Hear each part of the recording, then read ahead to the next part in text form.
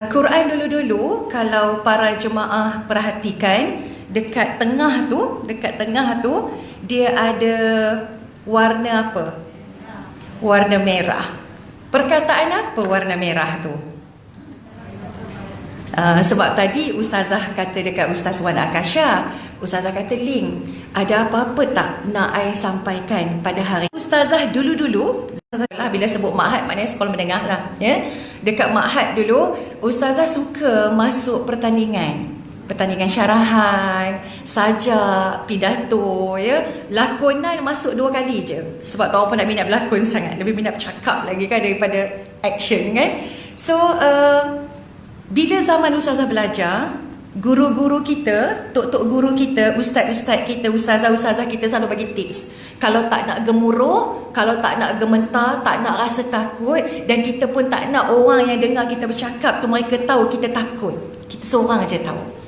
Ya, orang lain tak tahu. Especially kalau first time nak cakap depan orang ramai, ya Allah. Kalau mikrofon diletak kat sini, duduk, dah jadi bunyi drum dah kan, ya. Biar kita je yang tahu, ya, antara kita dengan Allah Subhanahu Wa Taala, dan kita mohon daripada Allah. So ini antara doa yang diberikan oleh guru-guru ustazah dulu, yang doa ni ustazah baca daripada zaman sekolah sampai sekarang.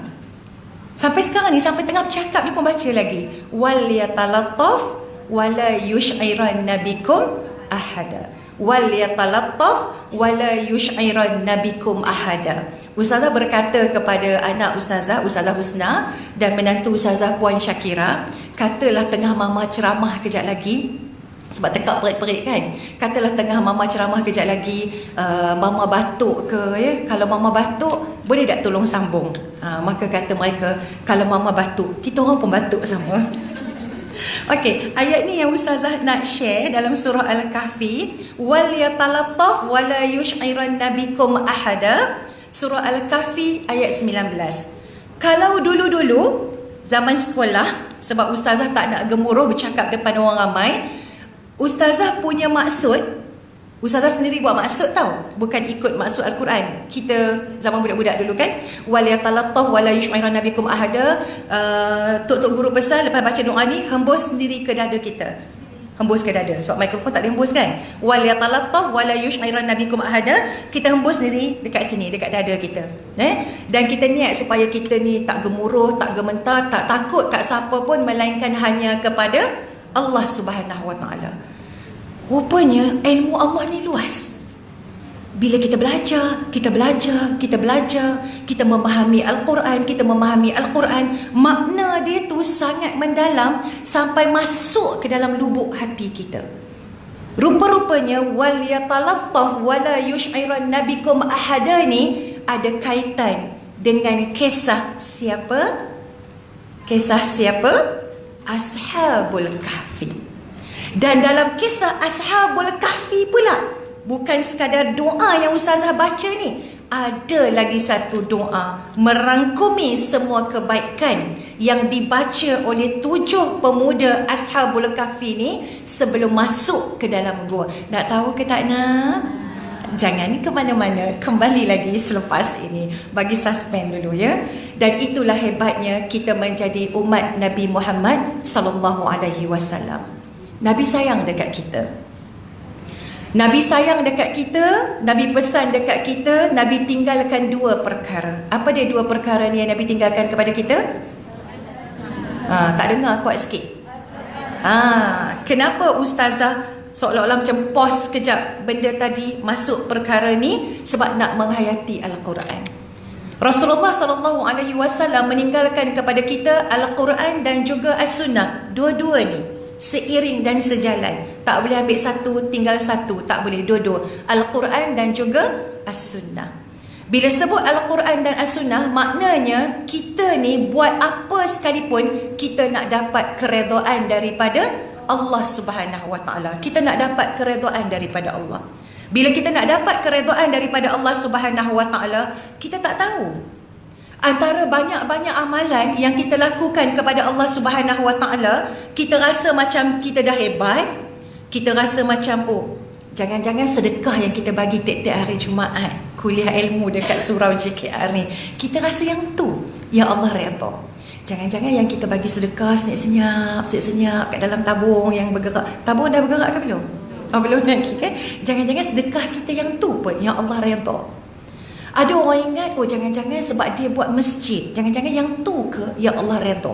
Ada orang ingat, jangan-jangan amalan saya sebab saya rajin tahajud di waktu tengah malam. Saya rajin berzikir kepada Allah. Kita hanya buat andaian kita sendiri kan? Sedangkan kita tidak tahu di manakah amalan kita yang banyak-banyak tu yang Allah redha.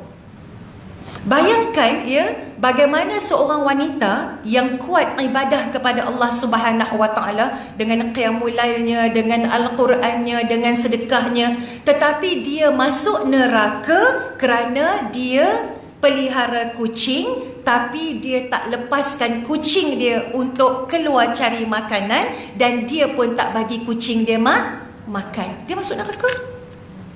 Tapi bukan masuk neraka selama-lamanya, sebab dia ada amal ibadah. Dia ada sedekah, dia ada qiyamul lail, dia beribadah kepada Allah. Tapi disebabkan dia seksa kucing tu, dia kena masuk neraka buat beberapa ketika sesuai dengan dosa yang dia lakukan, iaitu dia menzalimi binatang. Bayangkan menzalimi binatang pun masuk neraka, apatah lagi dosa dengan manusia. Ni sesama manusia ni. Kita kan ya Allah dengan binatang buat dosa pun masuk neraka, apatah lagi sesama manusia. Nak pula sekarang ni semakin aktif, semakin ligat makcik-makcik. Ustazah tak kata, Mas ini yang kata. Ustazah baru ni marah kat cucu Ustazah. Cucu Ustazah kan mulut banyak kan. Tiba-tiba dia balik sekolah, dia duduk dekat ruang tamu, duduk sebut makcik bawang, makcik bawang. Ustazah marah, tak bagilah sebut benda tu tak berapa nak elok ya. Dan kita sangka juga amalan kita dah hebat, tapi Nabi SAW cerita kepada kita bagaimana seorang wanita hebat juga amalannya kepada Allah Subhanahu wa taala, sama juga dengan qiyamul lailnya, dengan yang wajib dia buat, yang sunat pun dia buat, dengan sedekahnya, tapi dia masuk neraka kerana tidak menjaga lidahnya. Sebab tu tak boleh jadi makcik bawang. Dia tak jaga lidah dia buat apa? Dia menyakiti jiran tetangganya. Bila dia menyakiti jiran tetangganya, maka dia pun kena masuk neraka sesuai dengan dosa yang dia lakukan kepada Allah Subhanahu wa taala. Kemudian bila dah habis dosa tu tadi, telah diseksa, diazab, barulah boleh masuk ke dalam syurga. Tapi kita nak ke lagu tu? Kita nak ke macam tu? Kita tak nak, sebab kita tak mampu. Sebab tu kita tak tahu. Kita hanya beramal saja, kita buat amalan sebaik mungkin. Ni dah Syaban, tak lama saja lagi nak masuk bulan Ramadan. Kita buat amalan sebaik mungkin dan kita serah kepada Allah Subhanahu wa taala supaya Allah redha dengan amalan yang kita lakukan. Pastikan amalan yang kita buat tu datang dengan hati kita yang ikhlas. Datang dengan hati kita yang ikhlas. 3 ni penting supaya amalan kita tu Allah redha. Pertama, ikhlas, baru Allah terima. Yang kedua, khusyuk, betul-betul kena khusyuk dalam amalan kita daripada hati kita. Yang ketiga, amalan yang kita buat tu nak Allah redha, kena ada ilmu. 3 ni penting. Kita kena ikhlas, kita kena khusyuk, kita kena ada ilmu. Sebab tu kuliah yang macam ni wajar diteruskan sampai bila-bila. Itu yang Ustazah masih, Alhamdulillah lah, masih setia lagi dekat sini. Walaupun rasanya dah 20 tahun dah ya kuliah dekat sini. Dan rasanya sahabat-sahabat sekalian, kalau Ustazah tak datang ke jam kat tengah jalan ke apa benda, dah boleh ganti dah Ustazah ceramah dekat sini ya. Kita tak tahu amalan kita yang mana Allah redha. Kita jangan sombong. Kita jangan rasa macam kita hebat, kita banyak sangat amal ibadah kepada Allah. Tengok kisah-kisah yang Ustazah nyatakan tadi. Sebab itu Rasulullah SAW tak pernah berhenti daripada berjuang. Nabi tak pernah berhenti daripada berjuang. Walaupun Nabi dilempar batu ke, walaupun Nabi tengah sujud kepada Allah Subhanahu wa taala di Masjidil Haram, Nabi dilempar najis unta dekat belakang Nabi, macam-macam dikata dengan kata-kata kejian yang pedih, dengan perbuatan ya kepada fizikal mulia Rasulullah SAW. Tapi Nabi berputus asa, patah semangat tak? Sebab Nabi nak dapat redha Allah. Jom kita lihat Nabi sebut tentang perkataan redha. Nabi sebut tentang perkataan redha. Kisah ni kita tahu. Ya, Ustazah nak pause dulu supaya doa tadi tu kita buat ending nanti ya. Perkataan redha. Kita tahu kisah ni. Kita tahu, kita baca, kita dengar banyak kali mana-mana penceramah pun sebut. Ingat tak macam mana perjuangan mulia Rasulullah sallallahu alaihi wasallam ketika Nabi berdakwah di Taif? Ingat lagi ke tidak? Subhanallah, masya-Allah, hebat Rasulullah sallallahu alaihi wasallam ya. Apabila Nabi berdakwah di Taif ni, Nabi berdakwah di Taif, Nabi kan sedih ya. Bila Nabi sedih, bayangkan ya, bapa saudara Nabi meninggal dunia. Siapa nama bapa saudara Nabi? Murid-murid sekalian, Abu Talib ya. Abu Talib, bapa saudara Nabi, meninggal dunia. Tak lama selepas tu siapa pula meninggal dunia? Isteri tercinta Nabi, Sayyidatina Khadijah radhiyallahu anha, meninggal dunia, wafat. Khadijah wafat. Nabi bawa hati yang lara ni. Nabi bawa hati yang sedih. Ni semua ni berlaku sebelum peristiwa Isra' dan Mi'raj. Nabi bawa hati yang sedih ni, nak ubat luka di hati. Nabi sedih. Tapi Nabi nak rawat hati Nabi. Nabi buat apa? Nabi berdakwah kepada penduduk Taif. Bila Nabi berdakwah kepada penduduk Taif ni, mereka terima ke mereka tak terima? Mereka tak terima. Dahlah mereka tak terima dakwah mulia Rasulullah sallallahu alaihi wasallam ni, mereka memerintahkan anak-anak muda berdiri berbaris di kanan jalan dan di kiri jalan, dan di tangan mereka tu ada apa? Ada batu. Anak-anak muda dekat Taif ni, dahlah mereka tak nak terima dakwah daripada Rasulullah sallallahu alaihi wasallam, mereka suruh anak-anak muda ni duduk belah kanan jalan, duduk belah kiri jalan, pegang batu. Bila Nabi lalu sahaja, mereka buat apa? Astaghfirullahalazim. Nabi nak ajak buat baik. Nabi nak ajak buat baik. Tapi apa yang berlaku? Anak-anak muda ini tadi melontar Nabi dengan batu. Tak ada orang tolong Nabi ke? Ada. Nabi bersama dengan Zaid. Zaid buat apa? Setiap kali cubaan melontar batu ke tubuh mulia Rasulullah sallallahu alaihi wasallam, Zaid akan halang. Orang nak baling batu, Zaid halang. Tapi bila Zaid halang, apa yang berlaku? Zaid juga luka dan cedera, dan lebih teruk lagi daripada luka yang dialami oleh Rasulullah sallallahu alaihi wasallam. Tengok hebat kan? Kalau kita, orang nak baling batu dekat kita, kita ada kawan baik kita, berdua, kita lari ke kita cover kawan kita? Manalah kita nak cover, tak reda ya. Nyamuk gigit pun dah bising dah. Ini ya Allah, astaghfirullahalazim ya. Zaid menghalang, tapi bila Zaid menghalang, batu tetap kena di tubuh badan mulia Rasulullah sallallahu alaihi wasallam. Bayangkan Nabi ajak buat baik, tapi orang baling batu dekat Nabi sampai tubuh badan Nabi berdarah. Dalam riwayat mengatakan, astaghfirullahalazim, dalam riwayat mengatakan sampai kasut yang Nabi pakai itu ya Allah berkocak dengan darah. Sampai kasut yang Nabi pakai itu berkocak dengan darah. Dan dengan darah yang masih mengalir ni, dengan darah yang masih mengalir ni di tubuh badan mulia Rasulullah sallallahu alaihi wasallam ni, tiba-tiba turun malaikat yang menjaga bukit bukau. Turun dua malaikat yang menjaga bukit bukau. Bila turun dua malaikat yang menjaga bukit bukau ni, malaikat pergi jumpa Rasulullah sallallahu alaihi wasallam. Malaikat kata, "Ya Rasulullah, angkatlah tanganmu. Berdoalah engkau kepada Allah, kerana doamu mustajab. Allah dengar, Allah perkenan. Minta dekat Allah supaya Allah izinkan kami ni, malaikat ni, angkat batu-batu yang ada kat bukit ni, kami hempak kepada mereka ya Rasulullah. Sebab kami tak sanggup melihat mereka buat begitu kepada engkau ya Rasulullah. Kami tak sanggup melihat luka dan darah di tubuh badanmu." Nabi nak ke Nabi tak nak? Nabi tak nak. Bukan yang tu yang Nabi minta. Bila malaikat bagi tahu dekat Nabi, izinkan malaikat ni angkat batu hempak mereka, Nabi kata tak perlu. Nabi buat apa? Nabi angkat tangan juga. Nabi doa. Tapi doa Nabi apa? Allahumma hdi qaumi fa innahum la ya'lamun. Ya Allah, berilah hidayah, berilah petunjuk kepada kaumku ya Allah, kerana mereka ni tak faham. Mereka tak faham ya Allah. Mereka jahil ya Allah. Mereka tak faham ya Allah. Sebab tu mereka buat macam tu. Dan dengan darah yang masih mengalir di tubuh badan Rasulullah sallallahu alaihi wasallam ini, yang Ustazah nak sebut perkataan redha ni, Nabi sandar dekat pokok. Nabi sandar dekat pokok ni, darah masih ada ni. Darah masih ada ni. Zaid pun luka berdarah, Nabi pun luka dan berdarah. Dengan darah yang masih ada kat tubuh badan Nabi sampai berkocak kasut Nabi dengan darah ni tadi, ialah kena baling banyak batu ya. Takkan tak luka, takkan tak berdarah. Nabi sandar dekat pokok. Nabi mengadu dengan Allah. Ilahi, ya Allah, ya Tuhanku, kemana lagi engkau nak hantar aku ya Allah? Mana lagi engkau nak hantar aku selepas ni? Ketika aku berada di Taif ini, orang baling batu kepada aku dan mereka tak nak terima dakwahku. Maksudnya Nabi kena keluar daripada Taif. Kemana lagi engkau nak hantar aku ya Allah?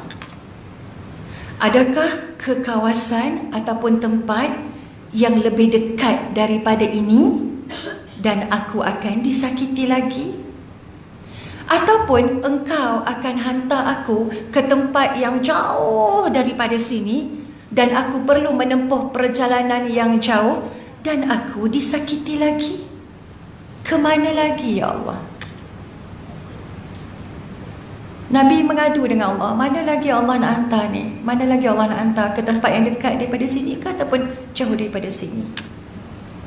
Maksud Rasulullah sallallahu alaihi wasallam ialah hantarlah ke mana sahaja, sama ada dekat ataupun jauh. Nabi sallallahu alaihi wasallam mengungkapkan perkataan ini, ana radin. Ana radin. Apa maksudnya? Saya redha. Kalau kita hayati perjuangan Nabi, sudah pasti air mata kita akan menitis.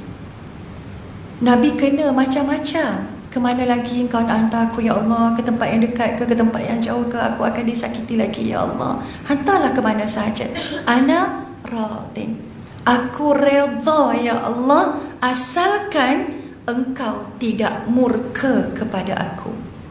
Ana radin. Aku redha ya Allah, asalkan engkau tidak murka kepada aku. Berkat perjuangan Rasulullah sallallahu alaihi wasallam, berkat doa Nabi tu, Nabi kata Nabi tak nak malaikat angkat batu-batu tadi tu dekat bukit hempak mereka yang buat dekat Nabi. Nabi kata, aku nak dan aku mendoakan agar setiap orang daripada penduduk Taif ini nanti, zuriat keturunan mereka, tak kiralah tua, muda, besar, kecil, anak ke, anak muda ke, anak kecil ke, semuanya beriman kepada Allah Subhanahu wa ta'ala. Semua beriman ke tidak? Subhanallah, semua beriman. Malah ada package pula kalau kita teringin nak pergi dekat Taif, sebab daripada banyak-banyak tempat tu, Taif tu macam sejuk sikit. Pernah pergi Taif ke tidak? Bila kita pergi tu jangan kita fikir nak sejuk saja. Kita fikir ya Allah, ya, di situlah perjuangan mulia Rasulullah sallallahu alaihi wasallam. Sebab tu Nabi sayang kat kita. Perjuangan Nabi ni jangan dipersia-siakan. Ya, Islam ini perlu diangkat setinggi-tingginya dan diamalkan dalam kehidupan kita. Bayangkan pernah suatu ketika nak bagi tahu kata Nabi sayang dekat kita, Nabi tinggalkan Al-Quran dan As-Sunnah. Nanti kita cerita tentang ayat yang Ustazah janji tadi. Bayangkan sayang tak sayangnya Rasulullah sallallahu alaihi wasallam kepada kita. Pernah pada satu ketika Nabi berada bersama dengan para sahabat, tiba-tiba Nabi luahkan rasa rindu Nabi. Rasa-rasanya Nabi rindu dekat siapa? Wahai sahabatku, aku rindu kepada saudaraku. Wahai sahabatku, aku rindu kepada saudaraku, kepada ikhwanku. Aku rindu kepada saudaraku. Sahabat terkejut. Kenapa tiba-tiba tengah duduk dengan para sahabat, Nabi kata aku rindu kepada saudara-saudaraku? Maka sahabat berkata, ya Rasulullah, kami adalah saudara-saudaramu. Kan sentiasa bersama dengan Nabi, seiring sejalan dalam dakwah, dalam jihad, dalam perjuangan Rasulullah sallallahu alaihi wasallam. Nabi kata aku rindu saudara-saudaraku. Kamilah saudara-saudaramu ya Rasulullah. Adakah saudara-saudara yang Nabi maksudkan itu adalah sahabat-sahabat Nabi? Nabi kata bal antum ashabi. Kamu semua adalah sahabatku. Kamu semua sahabat aku. Yang aku maksudkan ikhwan, yang aku maksudkan aku rindu kepada saudara-saudaraku ialah, yang aku maksudkan saudara-saudaraku ialah mereka yang tidak pernah melihat aku. Mereka yang tidak pernah melihat aku akan tetapi beriman kepadaku. Siapa yang Nabi maksudkan? Kita. Dia maksudkan kita. Mereka yang tidak pernah melihat aku, tak pernah tengok pun aku. Sedangkan kamu semua pernah melihat aku dan sentiasa melihat aku bersama denganku. Tapi yang aku rindukan saudaraku ini adalah mereka yang tidak pernah tatap aku, tak pernah jumpa aku, tak pernah nampak aku, tak pernah bersama dengan aku, tetapi mereka beriman kepadaku. Dan itu adalah kita. Nabi rindu dekat kita. Bagaimana dengan kerinduan kita kepada Rasulullah sallallahu alaihi wasallam? Kalau benar kita rindu kepada Nabi, kita kena ikut akhlak Nabi. Kalau benar kita rindu kepada Nabi, mana Al-Quran kita? Mana Al-Quran kita? Adakah Al-Quran ini kita buka hanya bulan-bulan tertentu saja, Rejab, Sya'ban, Ramadan, ataupun lebih sedih lagi kita buka hanya pada bulan Ramadan, ataupun lebih sedih lagi anak-anak kita khatam Al-Quran. Anak kita khatam Al-Quran. Kita buat kenduri, kan? Kita buat kenduri, kita buat majlis khatam Al-Quran. Tapi sekali itu je lah anak kita khatam Al-Quran. Lepas tu anak kita tak buka ada Al-Quran, tak baca ada Al-Quran. Sebab tu kalau benar kita sayang kepada Rasulullah sallallahu alaihi wasallam, perasaan rindu tu kena ada, sebab Nabi selalu rindu dekat kita. Perasaan rindu untuk bertemu dengan Nabi sallallahu alaihi wasallam di dalam syurga. Sebab tu di lidah kita, di mulut kita, kalau benar kita rindu kepada Rasulullah sallallahu alaihi wasallam, kena banyak berselawat ke atas Nabi sallallahu alaihi wasallam. Allahumma salli ala sayyidina Muhammad wa ala ali sayyidina Muhammad. Kembali kepada Al-Quran yang Nabi tinggalkan kepada kita. Nabi tak tinggalkan rumah besar, Nabi tak tinggalkan wang besar, Nabi tak tinggalkan takhta yang besar, tapi Nabi tinggalkan Al-Quran dan juga As-Sunnah. Dan bila kita buka Al-Quran, kita tengok perkataan tengah-tengah tadi tu, wal yatalattaf wala yush'iran nabikum ahada. Kita baca ayat ni, sebenarnya bila kita sebut wal yatalattaf wala yush'iran nabikum ahada, ini adalah surah Al-Kahfi ayat 19, ya.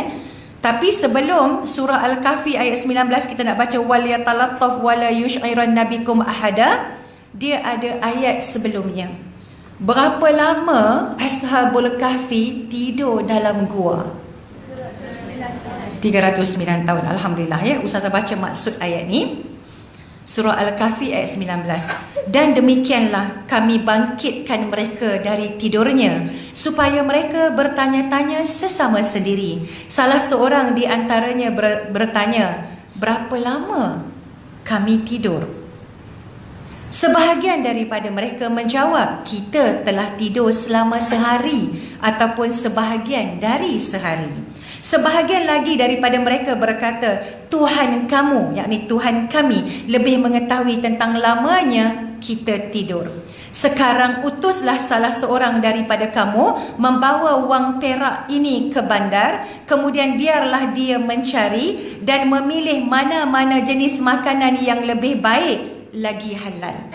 Kemudian hendaklah ia membawa untuk kamu sedikit habuan daripadanya. Wal yatalattaf wala yush'iran nabikum ahada, dan hendaklah ia berlemah lembut dengan bersungguh-sungguh, dan janganlah dia melakukan sesuatu yang menyebabkan sesiapa pun menyedari akan hal kamu. Itu maksud yang sebenarnya. Saya ulang, wal yatalattaf wala yush'iran nabikum ahada, dan hendaklah ia, orang yang bawa duit tu tadi, wang perak tadi tu, nak beli makanan sebab dah bangun tidur lapar. Ingat tidur semalam, ada yang kata semalam, ada yang kata setengah malam saja. Hanya Allah saja yang tahu. Tengok, tidur 309 tahun. Kita, ya Allah, kalau pengsan, ya Allah, tidur sehari semalam tak bangun, esok kalau bangun tu jadi macam mana? Sakit badan, kan? Dengan sakit badan, dengan kepala pening nak biol tak biol dan sebagainya, dengan blur tak blur dan sebagainya. Mereka bangun tidur, mereka tak rasa apa-apa, rasa macam tidur semalam, rasa macam tidur tengah malam. Jadi wakilkan kepada seorang itu untuk pergi beli makanan sebab masing-masing dah lapar. So ayat ni dipesan kepada orang yang bawa wang perak tu, wal yatalattaf wala yush'iran nabikum ahada, hendaklah ia berlemah lembut dengan bersungguh-sungguh dan janganlah dia melakukan sesuatu yang menyebabkan sesiapa pun menyedari akan hal kamu. Maksudnya ialah bawa duit perak ni pergi beli makanan. Tengok ya, sempat lagi pesan beli makanan yang baik. Yang baik tu bukan maksudnya yang berkhasiat macam kita duk pilih. Oh, ayam segar, ikan segar, daging segar, kan? Bukan yang tu. Dipesan ialah halalan thayyibah. Sebab mereka kan pemuda yang jaga iman, jaga akidah. Beli makanan yang baik dan hendaklah engkau, disebut dalam ayat ni, dan hendaklah engkau ni berlemah lembut. Maksudnya jangan nak kata macam mana ya? Jangan bagi orang sedar tentang kita. Maksudnya jangan bagi orang sedar yang kita ni ada. Jangan duk buat perangai lah. Jangan duk kasar-kasar dengan orang ke, bergaduh dengan orang ke. Jangan bagi tahu kat orang tentang kita.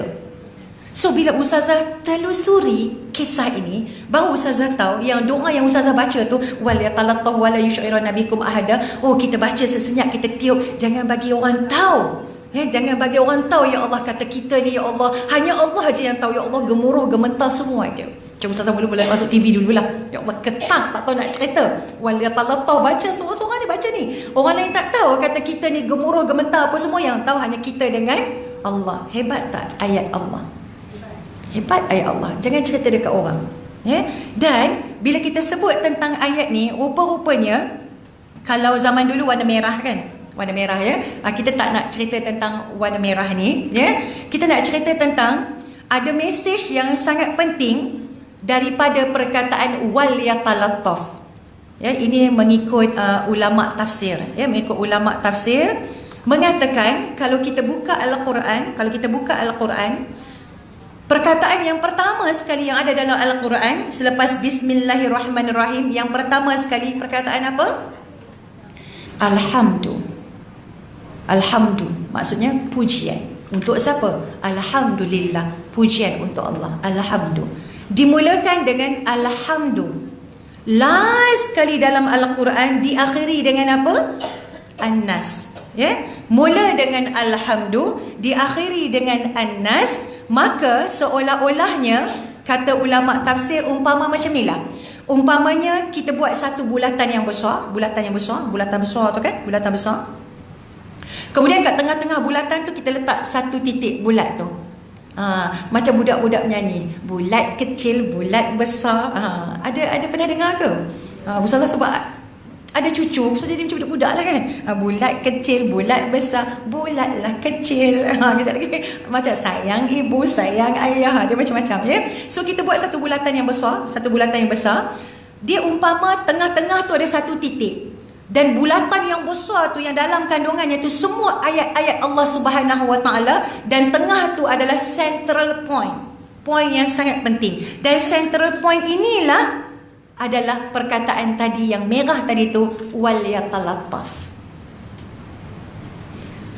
Merangkumi apa yang kita nak dapat daripada alhamdu awal sampai An-Nas akhir. Hebat Al-Quran. Hebat ayat Allah. Hebat kasih Rasulullah SAW tinggalkan Al-Quran kepada kita pusaka yang sangat bernilai. Dan kalau kita kaji lagi, apa hikmah perkataan wal yatalattaf ni duduk kat tengah-tengah titik tu, daripada bulatan yang besar duduk kat tengah-tengah titik tu, ini dia kena orang yang belajar bahasa Arab ya. Dia ada bahasa Arab kan macam bahasa Inggeris lah. Dia ada perkataan penghubung, kata kerja dan sebagainya. Kita ambil sikit saja, ni sikit sajalah, nanti pening kepala pula ya.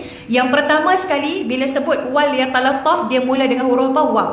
Waw kan? Okey. Waw dekat sini tu adalah kata penghubung. Kata penghubung waw ya, dan ya, ataupun bahasa Arab dia sebut wawul ataf, perkataan penghubung dan. Okay, itu satu. Yang keduanya, selepas perkataan waw tadi ada huruf lam. Wal yatalattaf, nampak tak? Wal yatalattaf, lam kan, lepas waw lam. Lam ini ialah lamul amri, yang bermaksud kata suruhan, perintah daripada Allah. Wal yatalattaf tu perintah daripada Allah, sebab lam tu adalah lam perintah, lamul amri. Dan yang ketiganya, perkataan yatalattaf itu adalah kata kerja, iaitu perbuatan. Maksudnya, jika perkataan yatalattaf ni Allah perintah kita suruh buat apa? Dalam perkataan yatalattaf ini Allah perintahkan kepada kita suruh buat banyak kebaikan. Sebab yatalattaf tadi tu dia bermaksud kindness. Kindness tu apa ya? Buat baik, buat baiklah. Kind sungguh-sungguh ni. Kan? Kindness dalam yatalattaf tu maksudnya kindness, buat baik. Dalam yatalattaf tu juga ada patience, yakni sabar. Dalam yatalattaf tu juga ada respectful, yakni menghormati. Dalam yatalattaf juga ada generous, yakni bermurah hati. Dalam yatalattaf juga ada gentle, lemah lembut. Dan dalam yatalattaf juga ada humble, yakni rendah hati. Pendek kata, semua sifat-sifat yang baik itu ada dalam satu perkataan tadi, iaitu wal yatalattaf, dan hendaklah kamu berlemah lembut.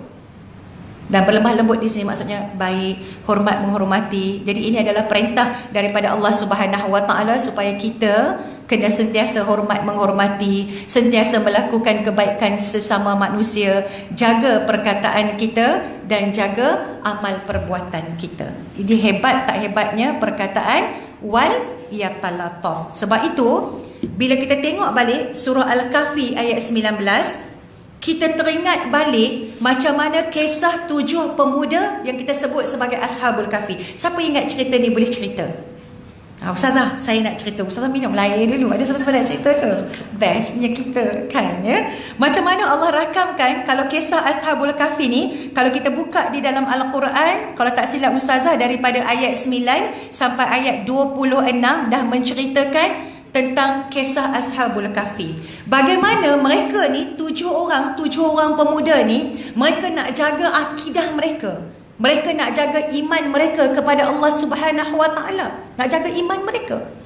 Dan sebab itu, apabila di waktu mereka ini, raja yang beriman, fasa raja beriman dah habis. Bila fasa raja beriman dah habis, datang memerintah ketika itu ialah raja yang tidak beriman kepada Allah. Dan raja tersebut telah memerintahkan rakyat jelatanya suruh tukar agama yang dah mereka tauhid, esahkan Allah, suruh mereka buat apa? Sembah berhala. Dan apabila ini berlaku, suruh mereka sembah berhala, nak ke tak nak? Memang tak nak. Tapi oleh kerana raja tu kata siapa yang tidak sembah berhala, tidak tukar agama mereka ini, maka raja kata aku akan hukum bunuh. Ramai yang ikut perintah raja sebab takut dibunuh. Ini Ustazah nak sebut, ada satu doa yang bagus untuk kita amalkan.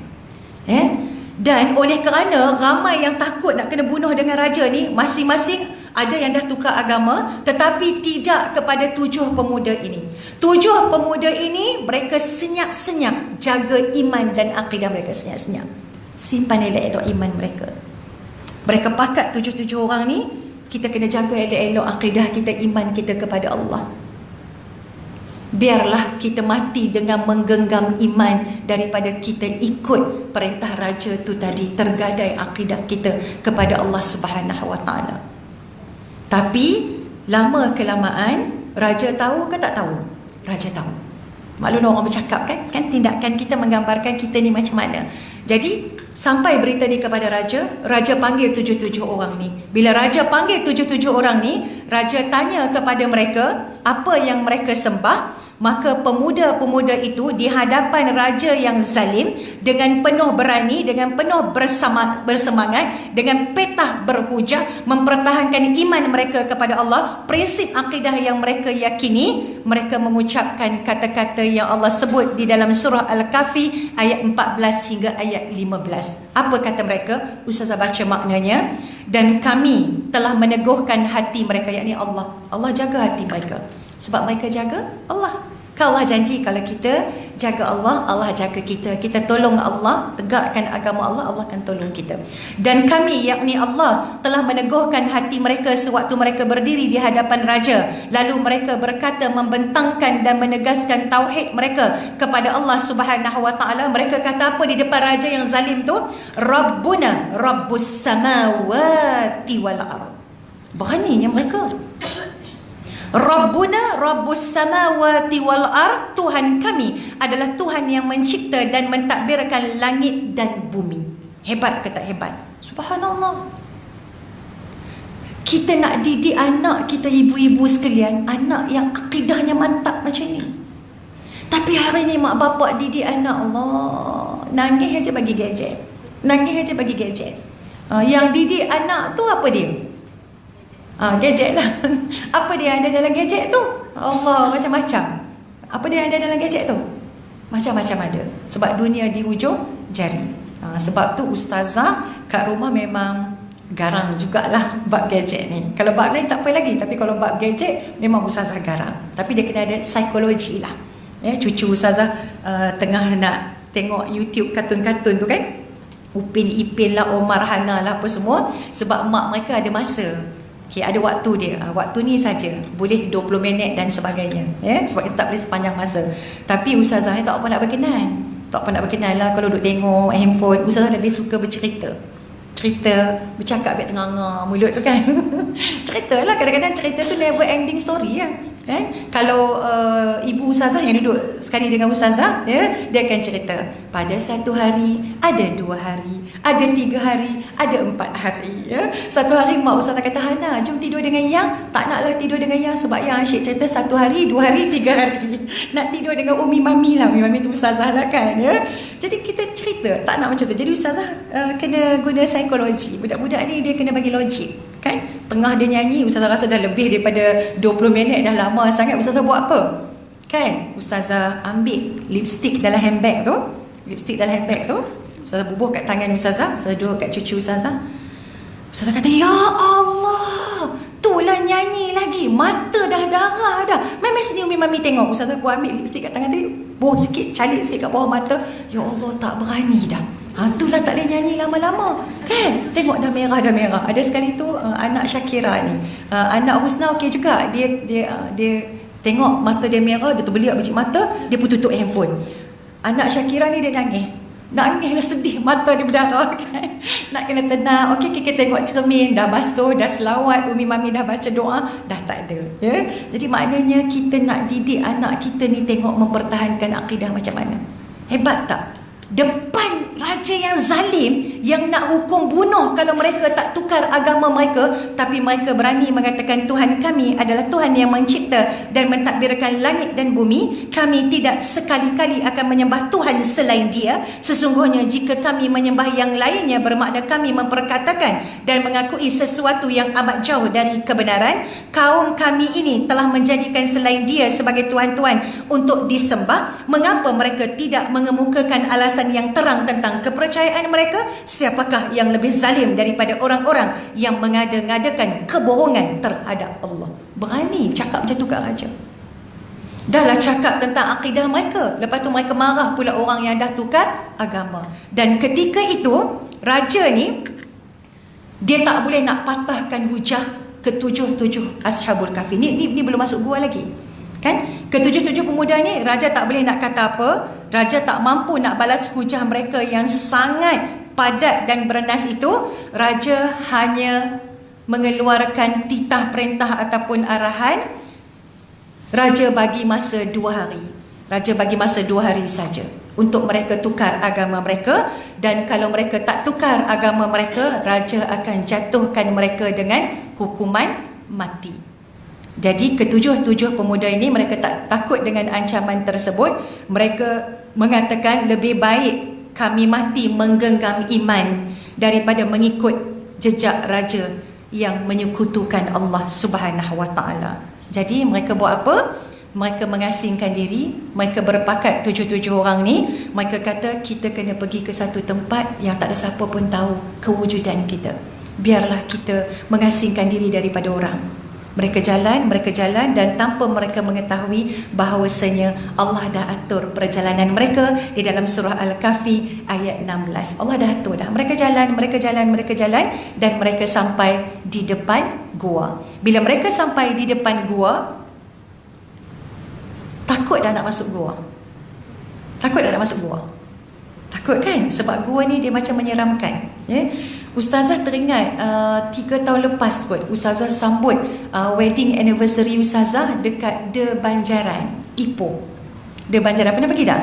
Kan? Sebab Ustaz ni dia pandai, janji dengan Ustazah nak pergi overseas, kan? Ustaz kata, buat apalah kita nak pergi overseas, kan? Dekat Malaysia ni kan banyak tempat cantik. Google. Ustaz suka suruh saya cari. Rupanya nak jimat duit, kan? Cari. Tengok, oh cantiknya De Banjaran ni. Jadi tak perlulah tinggal anak lama-lama, kan? Tengok, oh cantiknya. Rupanya dekat situ dengan kolam air panas dan sebagainya, dan dia ada banyak gua. Kita orang pun posing lah, tangkap gambar, Tiba-tiba kan dekat luar gua tu ada orang sapu daun-daun kering, kan? Dia orang kenal, tangkap gambar sekejap. Dia orang tanya Ustaz dengan Ustazah nak pergi mana ni? Sebab gua tu dia dah buat macam ada tangga, ada batu, ada tangga, kan? Tak ada orang dalam gua tu. Ustazah ajak Ustaz masuk dalam gua, kan? Ustaz kata, tak payahlah kat luar dia dah cantik dah. Jomlah Lim, bukan senang kita bayar mahal-mahal. Ada gua kat sini, takkan kita tak masuk, kan? Jomlah. Ustaz tak payahlah, serem macam ni, kan? Ustaz kata, kan? Serem semacam tak ada orang, apa kita nak masuk, kan? Tiba-tiba orang yang sapu sampah tu, Ustaz nak pergi mana, kan? Ustaz terangi nak masuk dalam gua. Nak masuk dalam gua, dia kata. Dia orang kerja kan, nak masuk dalam gua. Kenapa? Tak ada apa-apa. Dia pun sapu lah, kan? Tak ada apa-apa, kan? Tak apalah, Ustaz pun masuk kat dalam gua. Kita pun lurus bendul, tak tahu apa, kan? Memang seronok lah masuk. Tanpa kita tahu bahawasanya dalam gua tu ada lagi makhluk Allah yang lain, kan? Jadi kita nak tengok ciptaan Allah cantik. Sebab dia orang dah macam buat cantik dalam gua tu, kan?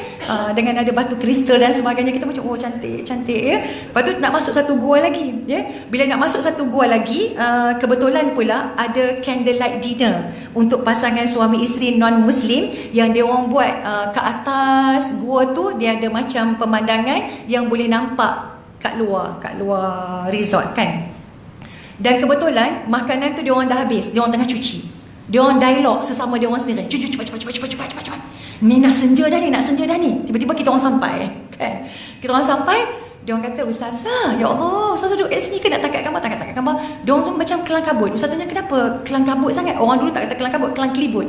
Kenapa kelang kelibut sangat? Orang utara, kan? Kenapa kelang kelibut sangat? Tak ada apa Ustazah ni, sebab dekat senja ni. Ustazah nak duduk kat sini ke? Kita nak tangkap gambar. Tolong tangkap kejap. Dia orang tangkap tapi macam terketak-ketak. Kenapa? Ustazah pergi tanya dalam gua tu pula, kan? Kenapa? Ada apa-apa ke kat sini? Tak ada. Memang gua nak cerita yang tu. Alhamdulillah lah, Allah jaga Ustaz dengan Ustazah, ya. Tak ada apa-apa yang berlaku sebab kita niat nak tengok ciptaan Allah. So Allah jaga kita, Alhamdulillah, ya. Dan nak cerita kata gua ni memang menyeramkan. Sikit masa lagi, insyaAllah 5 minit lagi. Gua ni sangat menyeramkan. Bila gua ni sangat menyeramkan, tapi mereka 7 pemuda ni, dia orang rasa seram ke tak? Dia orang nak rasa seram buat apa? Depan raja pun dia orang tak rasa seram. Gua je, kan? Mereka sampai kat depan pintu gua. Cuba imagine kalau kita nak masuk kat dalam gua, memang tak ada tempat lain lah, memang kena sembunyi kat dalam gua. Apa doa yang kita baca?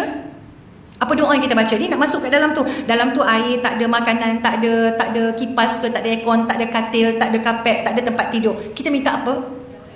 Macam-macam kita minta, kan? Mesti kita minta macam-macam kita minta, kan? Ya Allah, tolonglah aku, ya Allah, aku dalam kesempitan, ya Allah, bagilah ada makanan, bagilah ada minuman, ya Allah, tolonglah ya Allah, aku nak tidur kat dalam gua ni, ya Allah, bagilah aku dapat tempat tidur yang selesa, ya Allah, turunkanlah hidangan-hidangan syurga, amboi, macam boleh dapat hidangan syurga, action, ya, kan? Macam-macam yang kita akan minta kepada Allah, tetapi tidak kepada Ashabul Kahfi. Mereka baca surah Al-Kahfi ayat 10.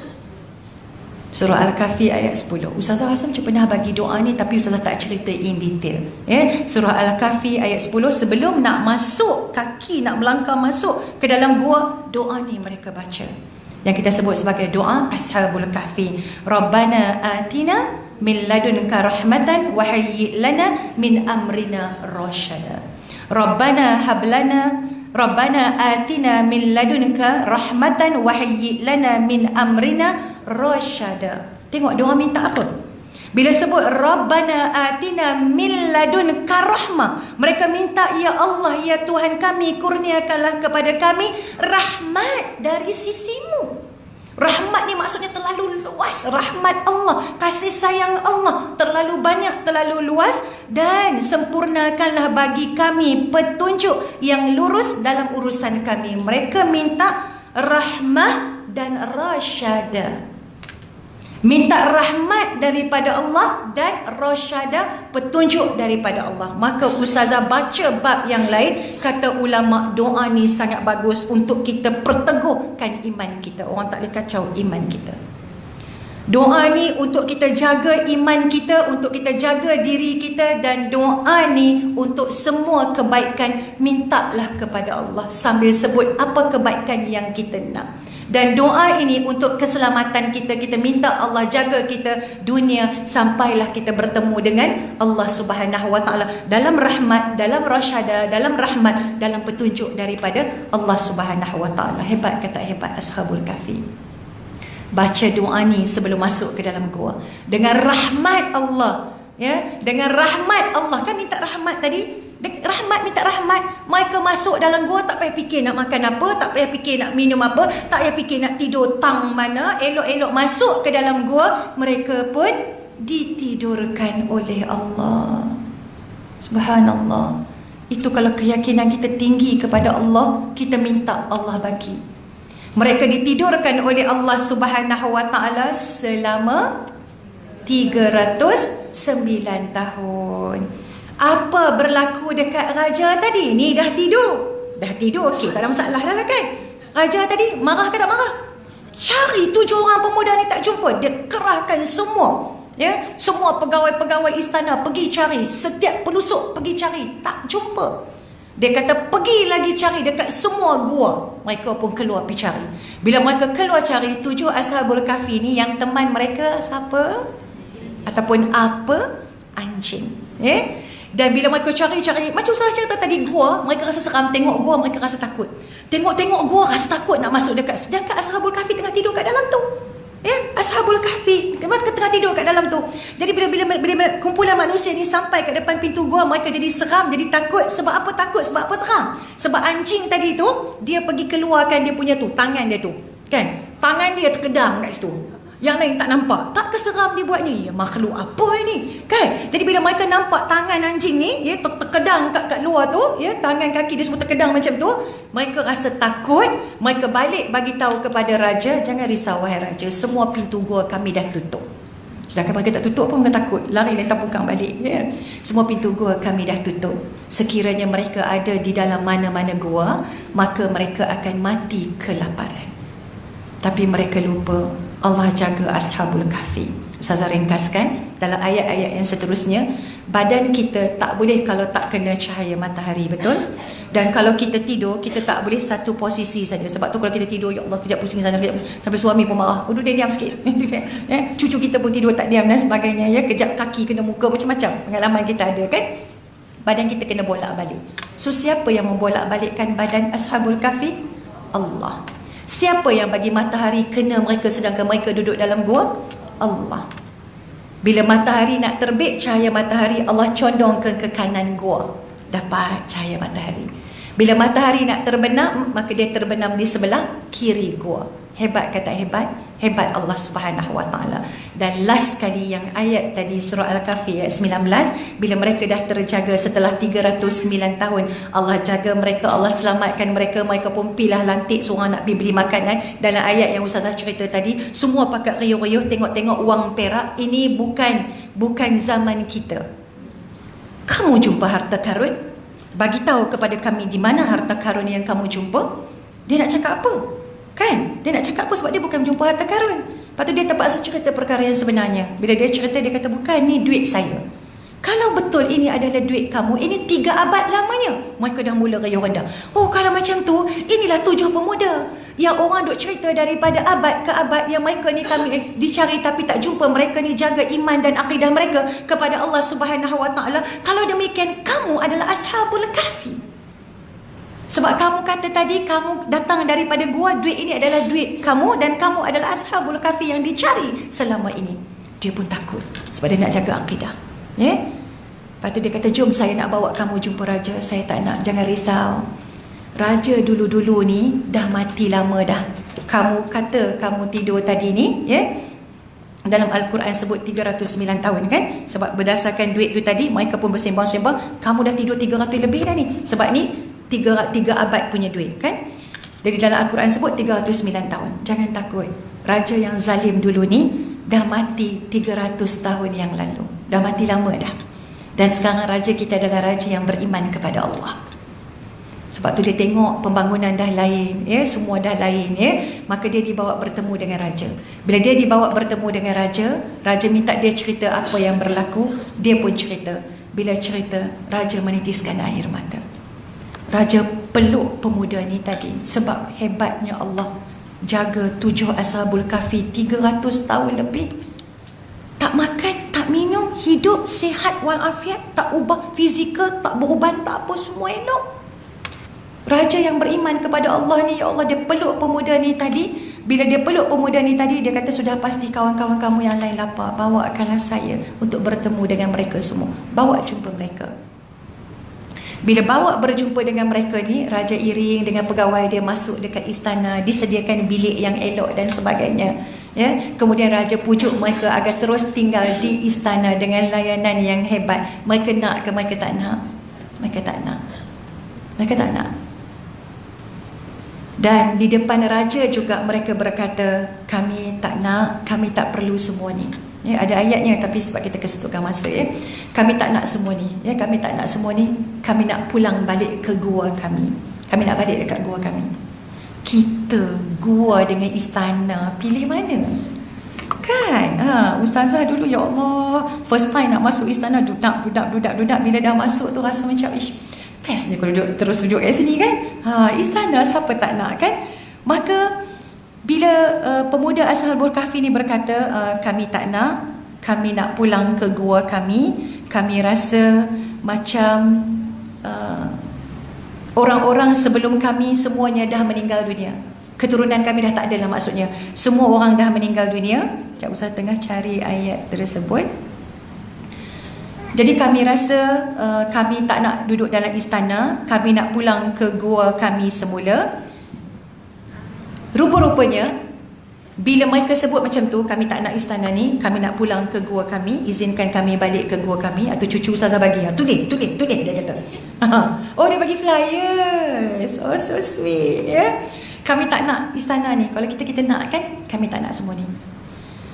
Dan 7 pemuda tadi tu, bila dia kata tak nak, kami nak balik ke gua, mereka berdakwah kepada raja, pastikan kita semua beriman kepada Allah, mengesahkan Allah, jangan syirik kepada Allah Subhanahu Wa Taala.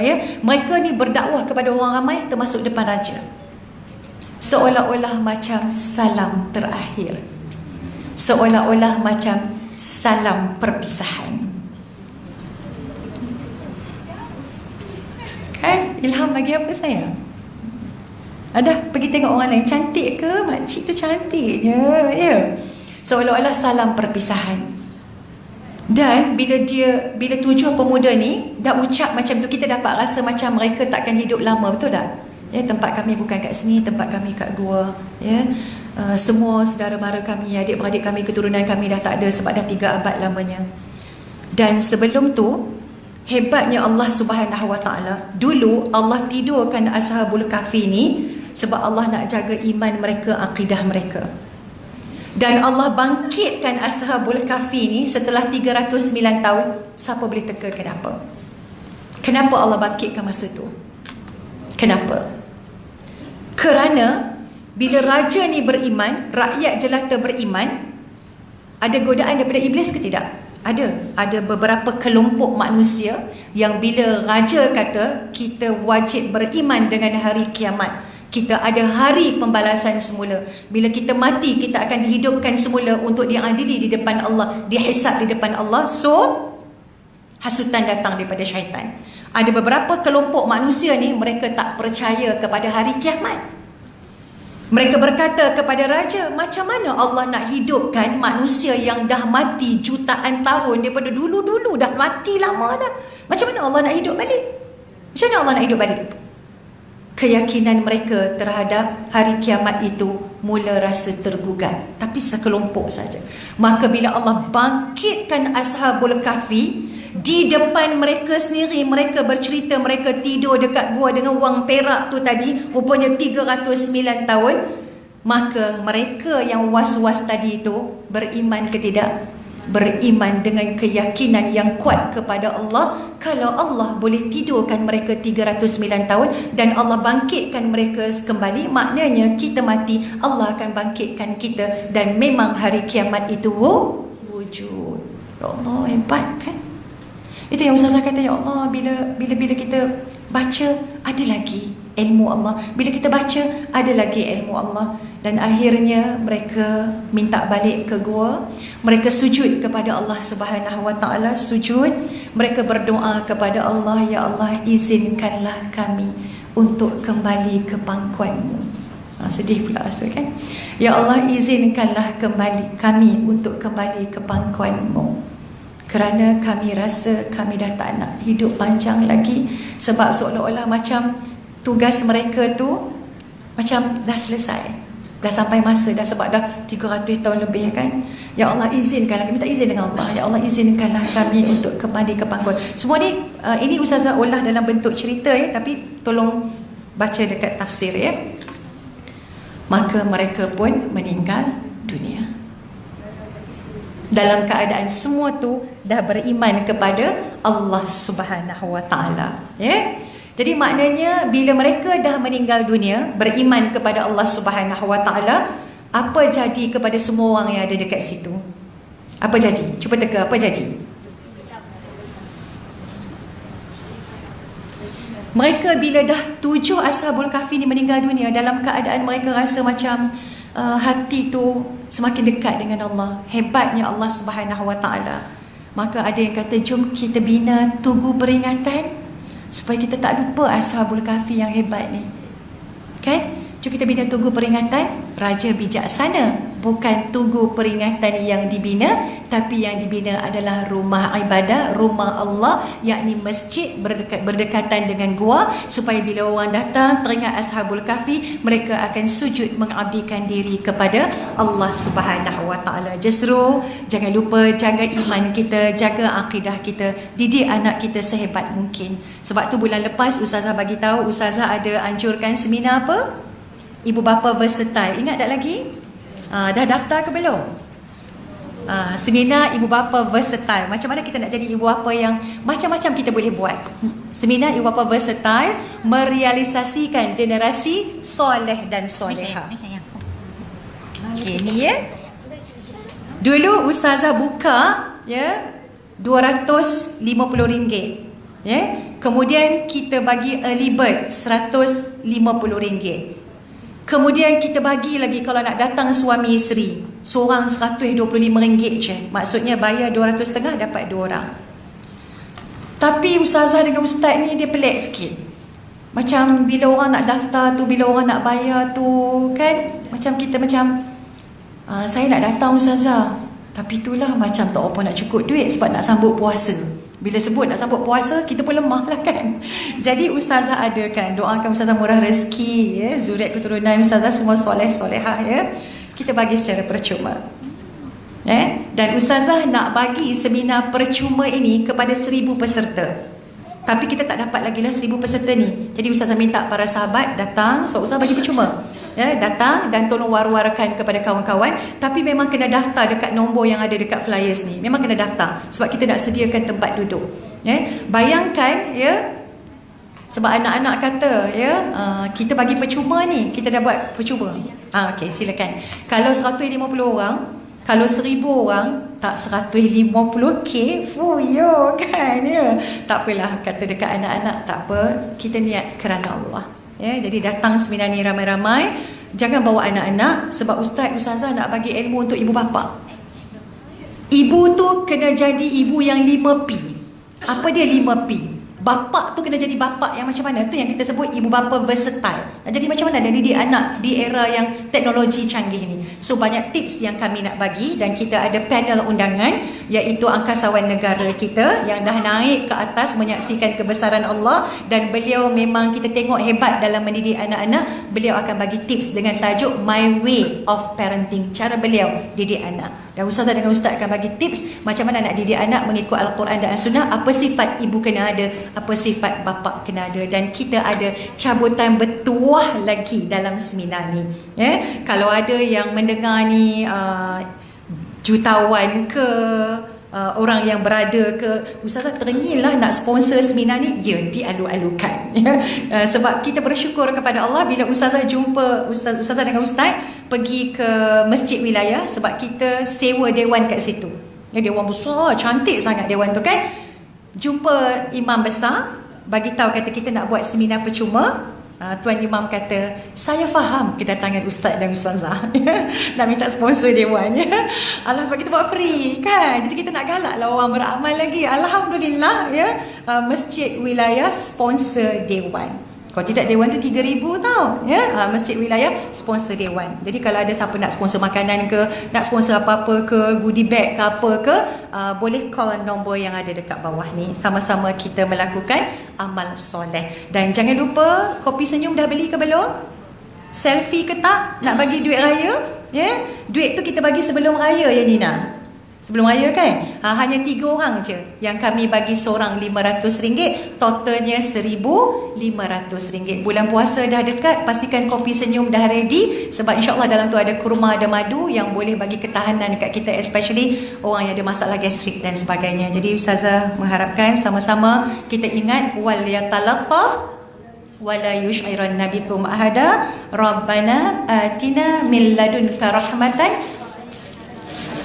Alhamdulillah, semua dah hafal dah doa ni. Balik cerita dekat ahli keluarga kita untuk sama-sama kita beramal. Yang baik adalah daripada Allah, yang kurang adalah daripada kelemahan yang perlu Ustazah perbaiki. Sekian, wabillahi taufiq wal hidayah. Wassalamualaikum warahmatullahi wabarakatuh.